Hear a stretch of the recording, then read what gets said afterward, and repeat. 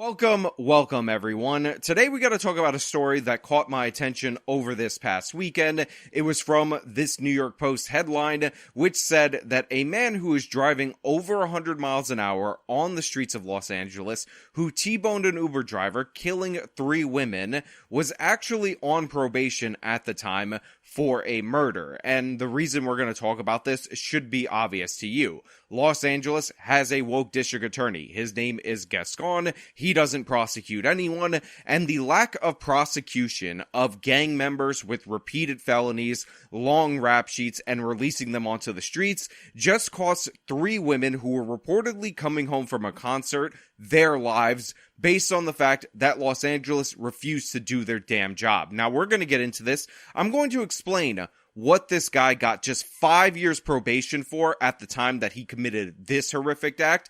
But I gotta say, thank you to everybody who signed up over at actualjusticewarrior.com/join. Give me the money. Give me the money. Okay? And thank you to my podcast listeners on Spotify, Apple, and Google's podcasting platform. Also got some new video, so take a look at this. You can see the moment of impact and just how fast this guy was going. It was 5 a.m. on August 26th. The suspect was traveling northbound on Vermont Avenue in South LA when he collided with the victim's vehicle, an Uber with 5 occupants inside. The suspect was speeding, going about 85, 90 miles per hour. He blew through a red light and then T-boned the Uber. According to the LAPD, he was blowing through several red lights, so it's possible he was trying to flee from something. So as you can see from this video, this was a horrific accident. Reportedly, the Uber, which was a Honda, actually spun around 5 or 6 times. One of the women was actually ejected from the vehicle, and all 3 of them that were in the back, the passengers, ultimately ended up dying from this collision. Now, of course, Gregory Black Jr., the suspect in this case, he had a fractured ankle, so minor injuries for the scumbag who ended up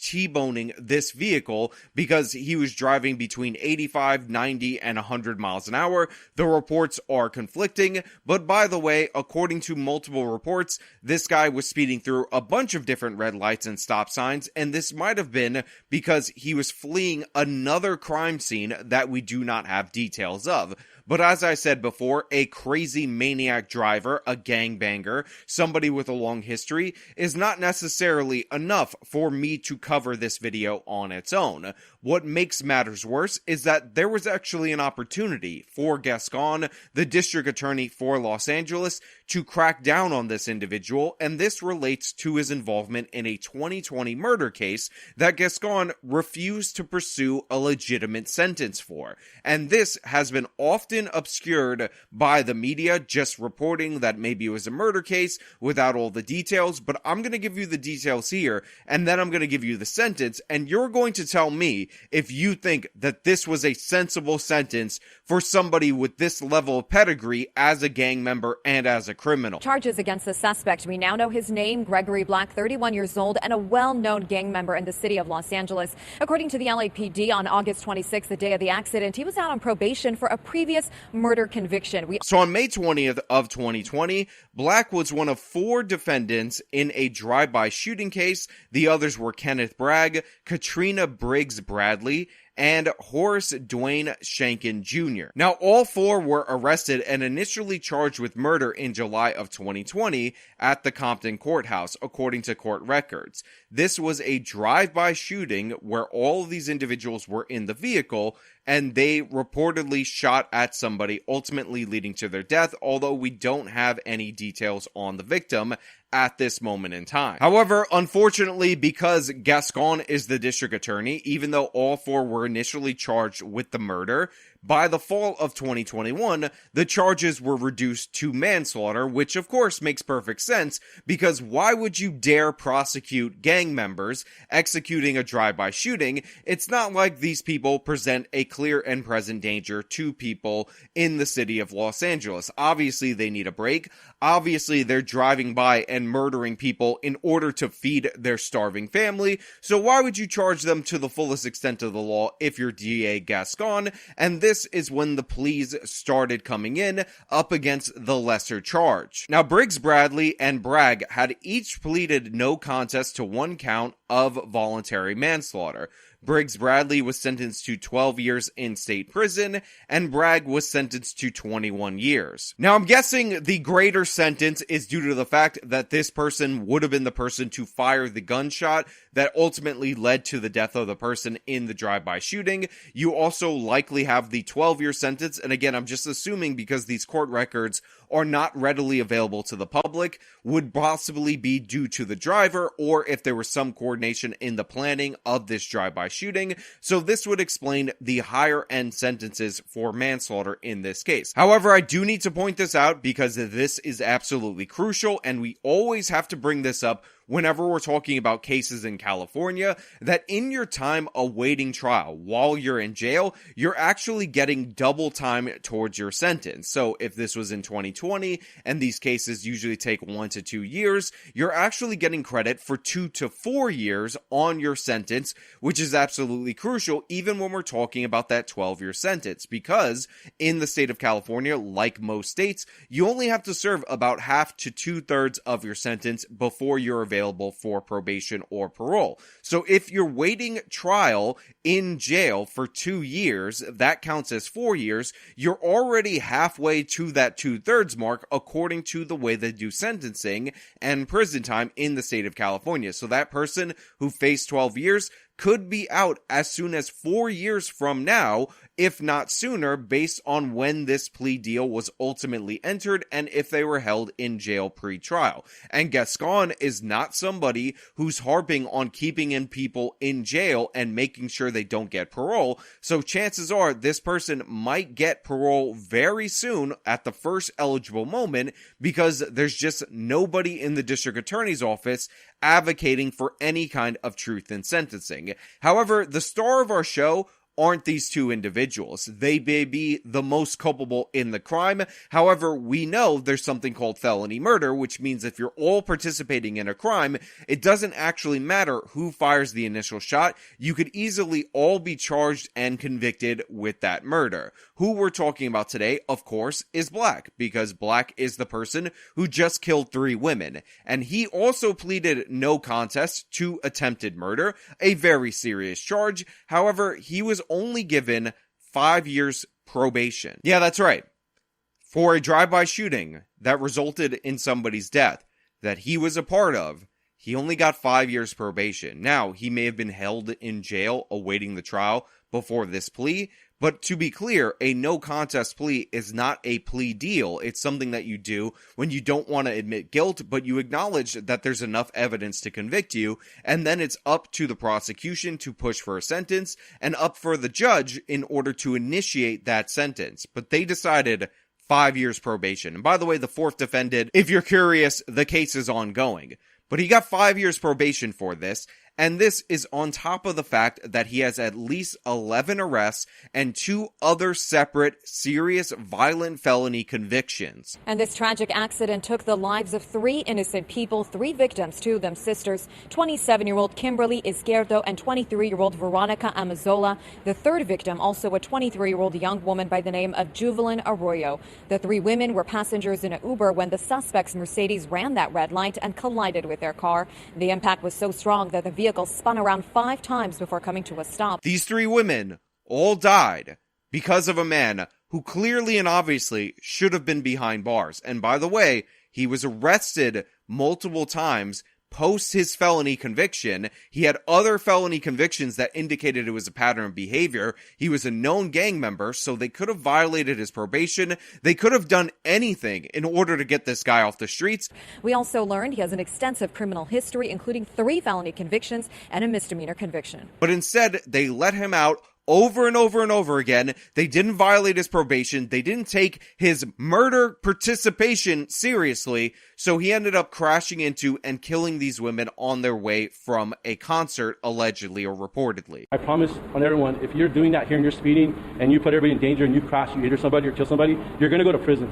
And Mr. Black, I can be comforted by that. He's going to prison. This case, although he has an extensive criminal history and he has all his strikes and everything, this one right here, I'm 100% confident he's going to go to prison. And this match should never, ever come out and see the light of day. You know, I'm sure this head of the traffic division, whatever person, is a nice enough guy. I'm sure he means well, and I'm sure he genuinely wants justice for these three victims. But let's be honest. It should have been taken care of the first time he was involved in the killing of another human being. Not the fourth time. Not the fourth body on this person's hands. They should have done what was necessary when this guy was violating his probation before, when he got a sweetheart deal on a murder before, when he actually was committing other violent felonies before. This should have been resolved. So I don't really want to hear about how now you draw the line. Now that he's killed 3 women because he was escaping from another crime, now we're going to say, you know what? That's when we're going to take this seriously. That's when it matters, because it's absurd. It's cartoonish. It's ridiculous. He says he has no doubt that the suspect will spend the rest of his life in prison, considering his prior convictions. Look, contrary to what people tend to say about me on the internet.com, I'm not somebody who's blanket against second chances. If the circumstances warrant it,